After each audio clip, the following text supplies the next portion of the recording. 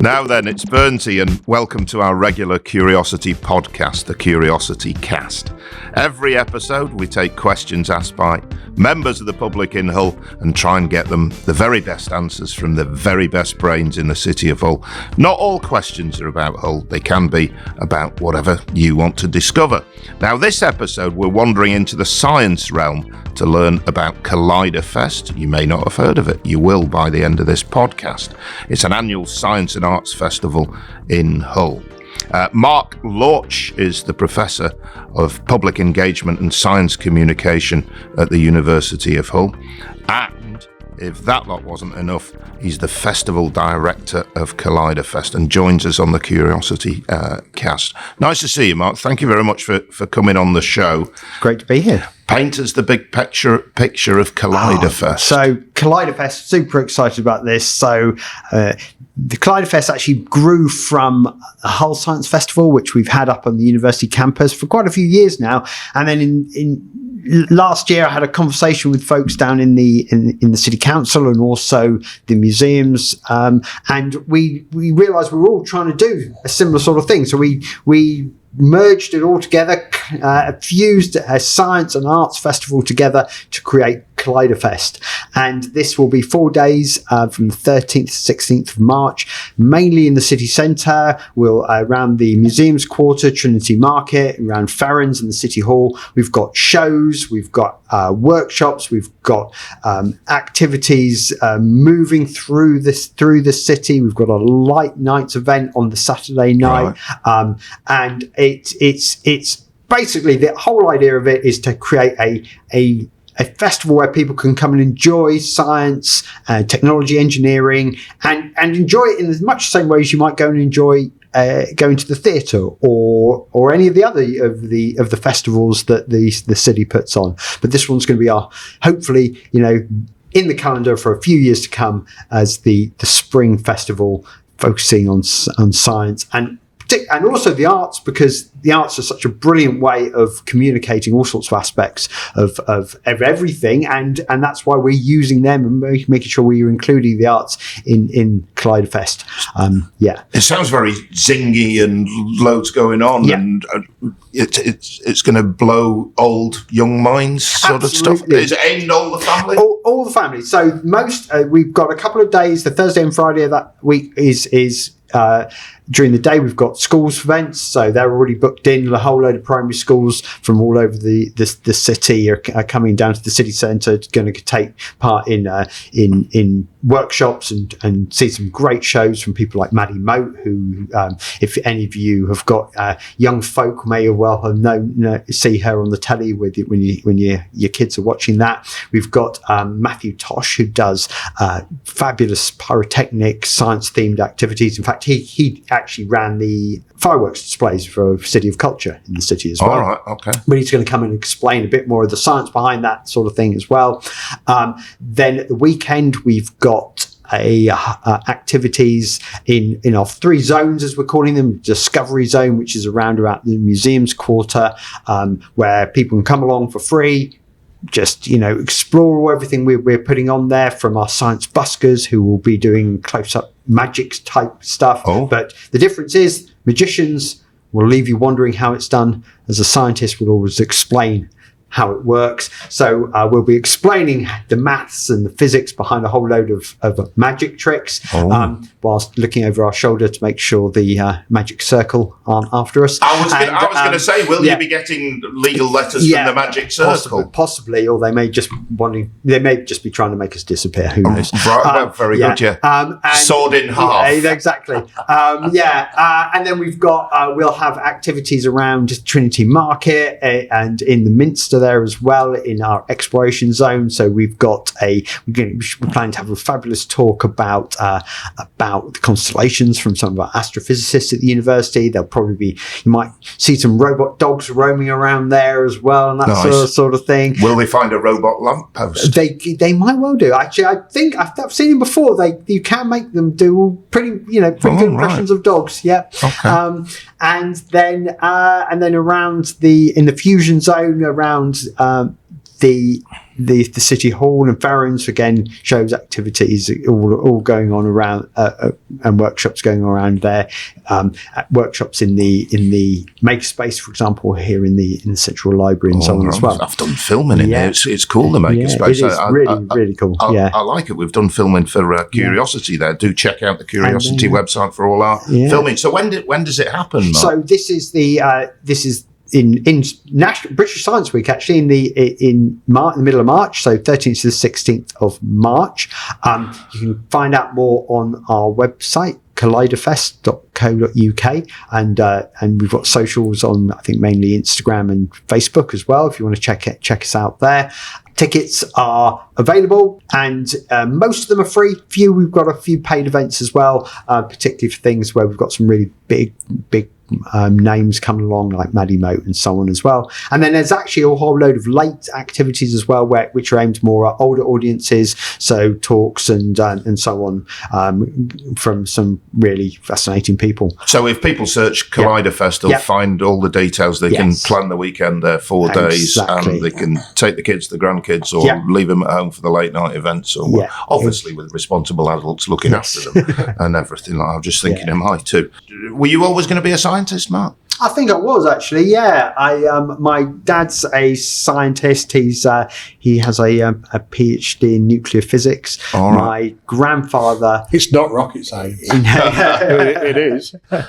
My grandfather was also he was a horticulturalist and a chemist, and actually I've got some interesting stories about the demos he used to do for us when we were kids. He had this small holding with a little lab, etc., full of all sorts of chemicals, and then actually clearing out his apartment after he died was an interesting story as well. There was a lot of stuff in there that took some disposal of as well, actually. So they definitely inspired me. My mum's a nurse as well, and so quite a. So what was your specialism then? So I'm a biochemist.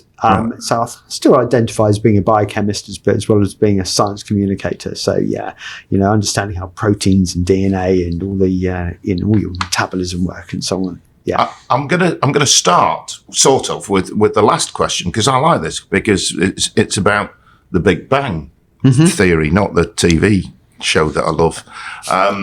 And this comes in from Caroline in HU7, which is Bransdale.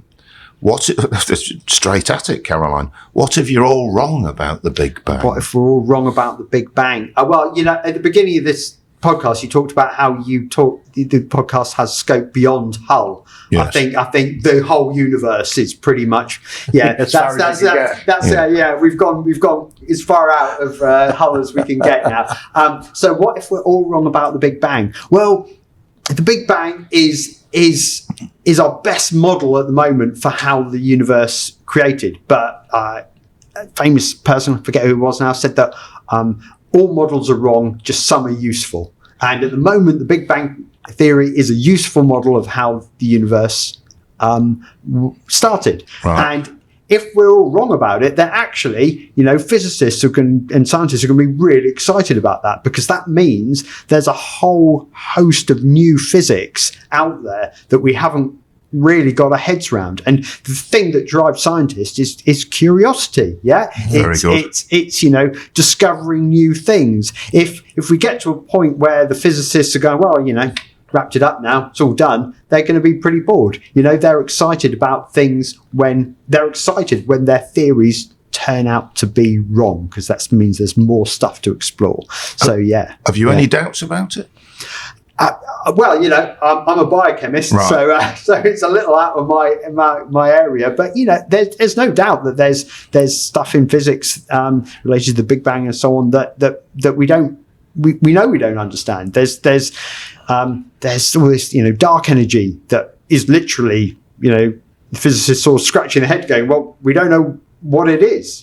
We don't know what dark matter is. There could be this stuff out there, but it could be that all the rest of our theories are are incorrect as well. But I think a lot of the stuff that's going on at CERN is proving elements of the theory, isn't it? Yeah, oh, absolutely.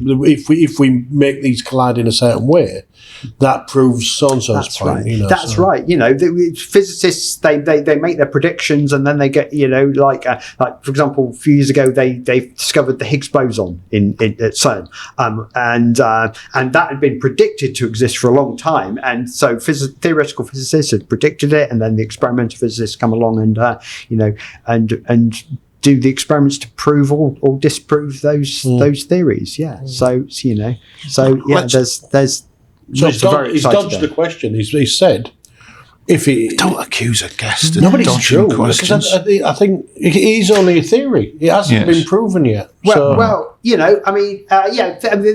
It is a theory. It's our best model at the moment, and that's for how things happen. And theories, the word theory has a couple of different meanings. It has that sort of theory of it's our working model, but it also means our best set of accepted way something is done. So we also use the term theory of gravity, but we're all pretty much certain on that. Exactly.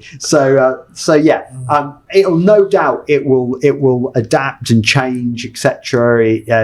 These theories. I think physicists are pretty set that it's something close to what they term. Interestingly, the whole term "the Big Bang" was used as a term of derision for the theory to begin with. Was it? Yeah, right. yeah. Oh, wow. So and then it so it was done to take the mick. Yeah, exactly. Right. And then it's stuck, and it's what we use now. Yeah. Now I don't know whether Ruby is somebody's taking Ruby on holiday or not. She's dreaming of Spanish beaches or whatever, but Ruby's in Gypsyville and wants to know. I suspect Ruby's a young person. I don't know why I said it like that. How do airplanes fly when they're so heavy? I got there in the end with a question. I can only apologise, Mark. How do airplanes fly when they're so heavy? Well, because it's not necessarily the weight that's the important thing. It's how different forces act against each other. So obviously you've got gravity, pulling the aircraft down. But so you need something stronger than the gravity, a force stronger than the gravity, pushing it up to give it lift. And that comes from the shape of the wings. So you have air moving over the wings, over the top of the wings is very fast moving air because of the shape of the wing. The air moving underneath because the shape of the wing is moving slightly slower, and that generates a difference in pressure between the top of the wing and underneath the wing that pushes the aircraft up. So, it's like, in a way, it's a similar sort of principle if you like to, well, you could ask the same sort of question about a boat. Yeah. A boat is a great ocean liner is really heavy, but it doesn't sink because of the buoyancy. It's actually full of air, if you like. So it's not necessarily the weight that's important. It's the balance of the forces, and that gives something lift or buoyancy. Yeah. That and the big engine on the back. Well, the point is the engine on the back pushes the aircraft forward. That causes the air to move over the wings, which then generates the lift. Yeah. Yeah. So with a helicopter, that the blades are like the wings, but they're moving rapidly in a circle, but that causes the same sort of forces. Ruby, if you are going on a plane, enjoy it. And don't panic. You're fine. You don't have to send the CuriosityCast a postcard. I'm Burnsy, by the way. I'll just remind you that you can send us your own question and we'll answer it either in the next podcast or in the content you can find on the Curiosity social feeds. So message us at www.curiosityhull.co.uk or find Curiosity Hull on Twitter, Facebook, Instagram, TikTok, YouTube and Blue Sky. Our guest on this episode of the CuriosityCast is Mark Lorch, Professor of Public Engagement and Science Communication at the University of Hull. This is in from Ian in the Avenues area in HU5. I had to like this question. because I don't understand it, is AI, I understand the question, I just don't understand AI. Is it dangerous or should we embrace it? Whoa, that's a tricky one, isn't it? Well, is it? I was hoping there was a nice safe answer there. Well, I think it's like any technology, it can be used for good or ill. It's not the technology necessarily that is bad. It's the people who use it. And there are some scary people out there. And it can do just amazing things. I think give us an example of something that would amaze us that AI would do. So AI is being used, for example, to look at medical scans, so X-rays and so on, and it's turning out that you can train the AIs to spot signs of cancers, for example, that the doctors may have missed, or they may be able to do it, a lot quicker, etc. as well. So that's a great example of how it's being used. So the AI that I suppose most people are starting to become really familiar with is the generative AI like ChatGPT, which can write material for you. Uh-huh. But AIs are being used for a huge number of different activities and things now. So as I mentioned, medical, looking at medical data. Actually, a great example I saw a while ago was something called the debunk bot. That is a the what? Debunk bot, and it's used, and it can be used to interact with people who may have to talk to them about their conspiracy theories and maybe show them where their thinking may be may not be completely correct, but it's a really great way of having a chat with people about things that if you have that conversation with a person directly, often people get really heated, but of course the AI stays calm and rational the whole time. And also has all the information at its fingertips. Exactly. In theory, so it has all the so you can talk to an expert on whatever, and they may not know. They can't pull on every last piece of information out there, but the AI can. So there's fabulous uses of it, like those. But then, of course, you can use it to generate fake images of things that mislead people, nefarious purposes. You can use it for all sorts of for winning US elections. All sorts of things. Potentially, more lawyers' letters. It's I think it's like also any technology. It needs to be controlled in a way, but is it a bit like the Wild West at the moment in the science world than AI?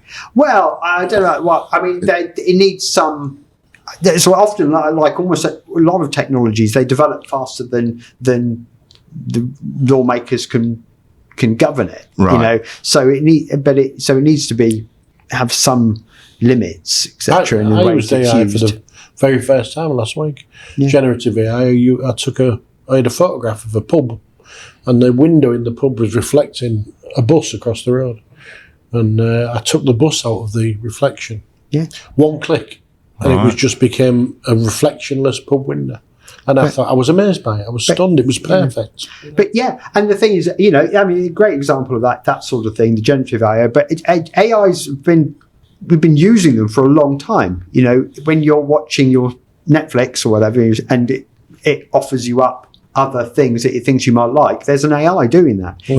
When you're shopping online and other things are shown to you, it's an AI there.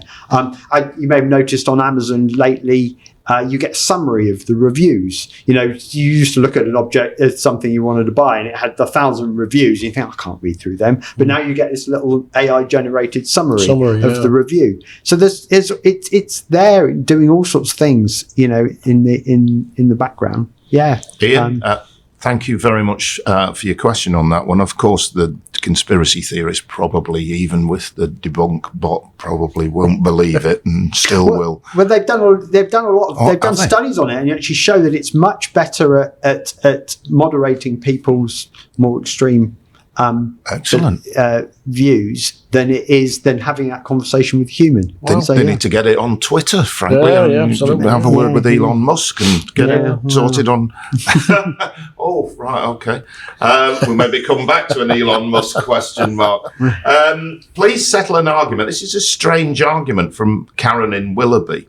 It sounds to me like a pub argument, but I don't know what age Karen is. If I put a candle a few inches away from a mirror, how do people think of these things? Is there more light in the space between them than on the other side of the candle? So is the light being reflected and amplified? Is there more light between? I think, does that mean, is there more light between the candle and the mirror than there is?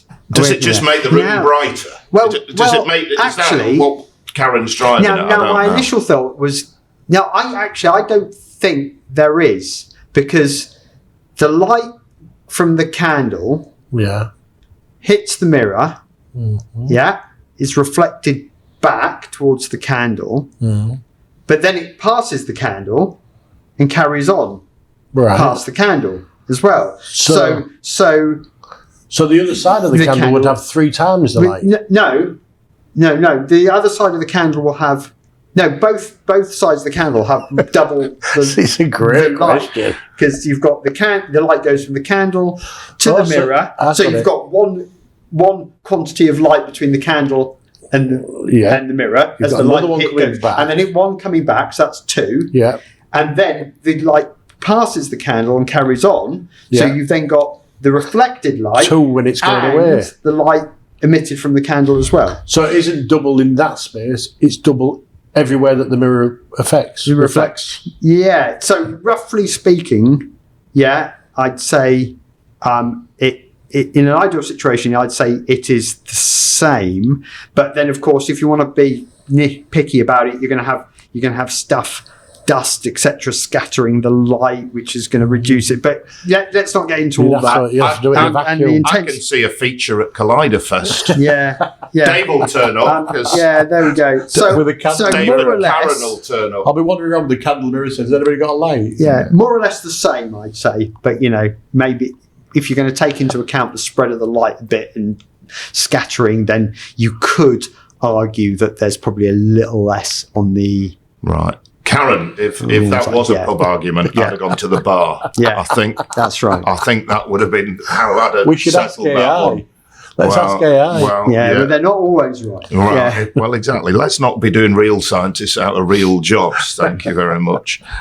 Vicky in HU8 Long Hill says, why are rainbows different colours, Mark? Right. So I assume the question is why is there this range of colours within a rainbow? So white light, the light we get from the sun and our lights, etc., is actually made up of lots of different wavelengths of light. So you've got light that is a long wavelength, like the reds, etc., and then light that's blues, etc., short wavelengths, and the droplets as the light moves through the droplets, the white light gets split up into these different colours. The way that the light travels through the droplet means that it emerges in slightly different ways, and so that's what you're seeing then with in the sky with the rainbows. It's that. It is a beautiful thing, a rainbow. Yeah. Everybody gets excited when you see a rainbow. There's a certain thing I think about it's lovely, isn't it? Yeah, and of course you'll see that sort of thing happening. So if you've got if you still have CDs and DVDs around, Dave you can see that sort of that same sort of thing happening on those as well. So So it's not water on the CD. So what's causing it in the CD? So what's causing it in the CD is you've got these really fine grooves in this CD that is about the same sort of size as the wavelengths of light. So they interact in different ways there. Dave will have CDs of Albanian throat singers and things like that in his collection. So there we go, rainbows. So and of course actually the other thing we talk about rainbows having just those colours red orange, yellow, green, Region of York, as we all know. But actually, there's many more colours than that. You can't see that fine distinction between them. When you look at a rainbow next time, you can see, all the different hues. It goes from red to blue, and then I don't know the age of Pat. Pat may be looking to entertain her grandchildren. It doesn't sound like a young name, does it? So, or her children. When you put Mentos in a bottle of cola and it fizzes up everywhere, does it only work with cola and mints, or would any sweet and fizzy drink work?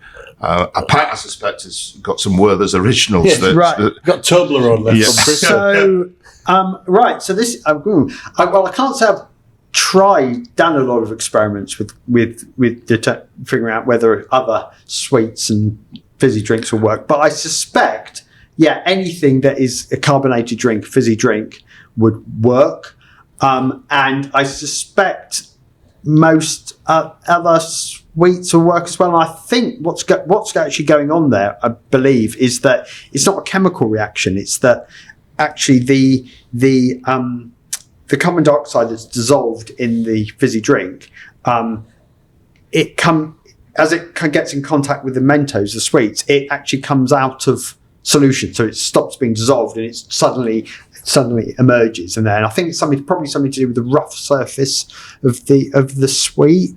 Oh, blimey. So it's going to depend on how the sweet's made then. Yeah, probably. So I think not the drinks, but the sweet. I suspect so. So maybe somebody needs to go. Who was that question from? Pat in heaven. Right, I would say have a mop ready. Pat, if you're going to experiment in the kitchen. I think don't experiment outside. All right, okay. Please get back to us. I suggest you go and buy a whole range of carbonated drinks, whole range of sweets. Come back and tell us which ones work best. Do you know them little cola bottles? You could try them cola bottles in a cola bowl. Well, the little chewy ones. Very meta. I like that. Yeah, that's good. That'd be like Russian dolls, wouldn't it? Fertile imagination, David. Yeah. Very good. This is a strange question, given that he lives in Preston, but maybe he's got somewhere out on the coast. How long will it be, says George, before coastal erosion claims all of Holderness? I think it's a week next Tuesday, isn't it? No, I don't know. We're losing a metre or two every year, aren't we? Yeah, I'm not familiar enough with the geology of the region to really give a good answer. I mean, it is eroding.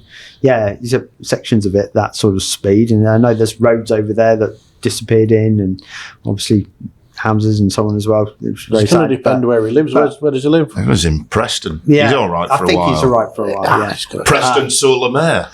He's fine for a couple of months, isn't he? Yeah.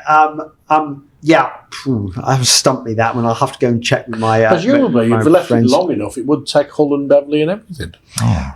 Well, the thing is, you coastal erosion. There's coastal erosion, and then there's deposits that are dropped. As well, so like you don't. Spain. So I think. I'm not 100% sure about this, but you get a lot of that erosion, that stuff coming down that's eroded off the coast that might get deposited back down further down the coast. So you get land being created in other places. So Holderness can change shape rather than disappear. Yeah. So I think part of that's what's Sperm Point, for example, might be some of that material being deposited. George, I think you're all right to get a bus out to Withensea at the weekend. Yeah. Maybe he's thinking of getting a caravan somewhere. Not on the edge of the cliff, George, but I think it'll be fine. We're nearly done in terms of this episode of the Curiosity Cast. Mark Lorch, Professor, thank you very much for your time. Remind us, welcome. Colliderfest, when's it happening? Middle of March, 13th to 16th of March. We've got late activities for older audiences, talks and so on from some really great folks. So look out for those. Some big names should be announced fairly soon with those. We've got activities for all the family at the weekends, the 15th, 16th, and then there's school activities. Thursday and Friday. Check out the website, search Colliderfest, and maybe let AI guide you to everything. That's it for this episode of the CuriosityCast. Our thanks to Professor Mark Lorch. Remember, you can ask questions and seek answers on the Curiosity website at www.curiosityhull.co.uk. There's loads of stuff on there. Or follow and friend us on all the socials, where we're Curiosity Hull on all the main feeds. We'll be back very soon with more quality answers to whatever question, some of them daft, and I love them, you'd like to ask.